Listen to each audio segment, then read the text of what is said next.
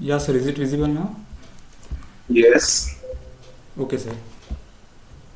So, I am myself Austin Cyprian Rodriguez from Nandip High School, Bharne, and today I am going to present the uh, introduction to the cyber crime, or we can say understanding the cyber crime. So, welcome, sir. So, here our curtains gets open, and comes our topic name, that is understanding cyber crime. So,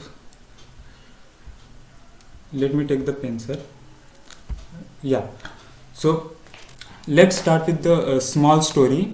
That is a few months ago, like in a pandemic, or we can say there was a strict lockdown. So many people were become a jobless. Yeah, right, sir.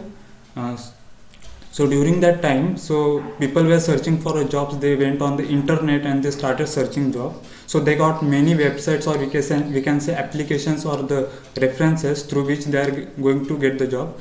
But you know what, sir? What happened the most of the time? They got the jobs like data typing, and for money a person can do anything. So they just enrolled in that data typing. There were so many websites in that, but actually, no, none of the persons were knowing that it is the biggest scam ever.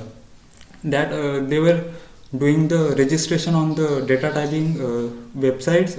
What that websites do, they just take the data of the person, like their credentials, like registration and login credentials, and after they provide any password or any username to the person or the user through the email, and then the user just start his task, the task of around 1 week or 6 days, whatever the company gives him to do that work. He do that in that period, like 6 days or 1 week.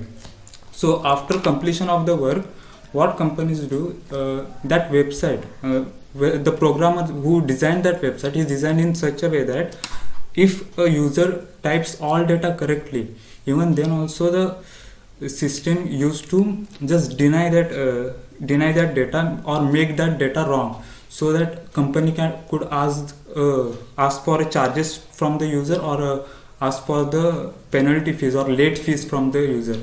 And if the user not pays, the company started to threatening him, like we will call to the police, or you break our laws, you break our agreement, and we will go to the court, like that.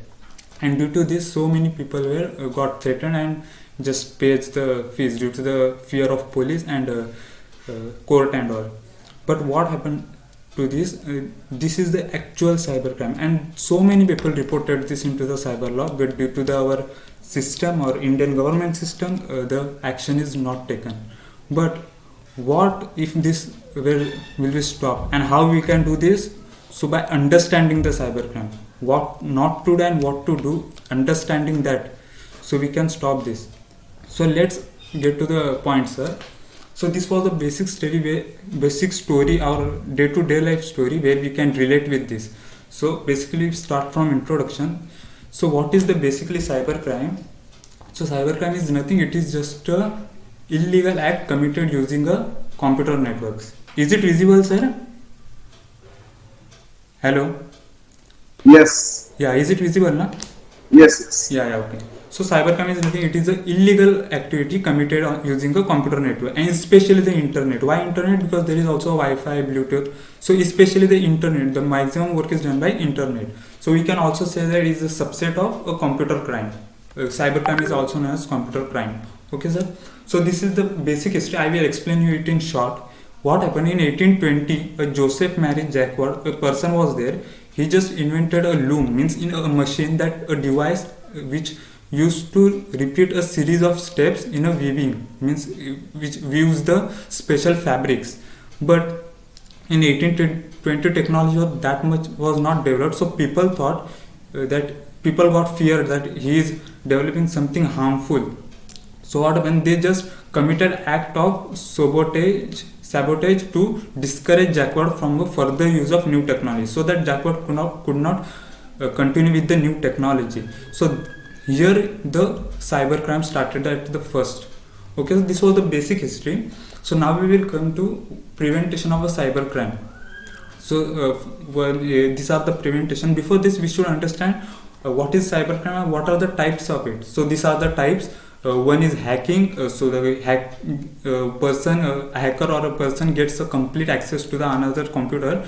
This is a Daniel service attack. It means that Daniel of service attack means that any person used to take the complete access of a computer. Okay, so this is a virus to computer for a credit card, for phishing, spoofing, cyber stalking. These all are the types. And so the main thing is there are the three groups who used to do the cyber crime. One is young, that is kids from 9 to 12 age group. Then organization, there are the hacker organization who used to do this. And there are the three types of crime, that is against persons, against property, and against government. Okay, sir. And to stop this, what we should do, every person or every citizen should be get educated about the cyber security, how we can secure the cyber, like email spoofing, like then getting we could not share our credit card details, or we should not share our credentials, like that. But unfortunately our government does that. We are getting taught in 11th or 12th, and this generation a mobile is using even a 4th standard student, so he don't know what to do and what not to do. He don't know about the cyber security, he don't know about the antivirus. He just getting excited by that aeroplane getting take off in the antivirus and getting excited, oh now my mobile is just okay. But he actually don't know, he's just clearing his cache memory, he's not doing secure his mobile. Okay, so this was the basic of the introduction to the cyber crimes, and this is the conclusion that within the law enforcement agency a set of rules must be developed. Means our government should make the set of rules, make the people educate about the cyber crime. So I think everyone have understood, sir. Thank you, sir. Justin, yeah.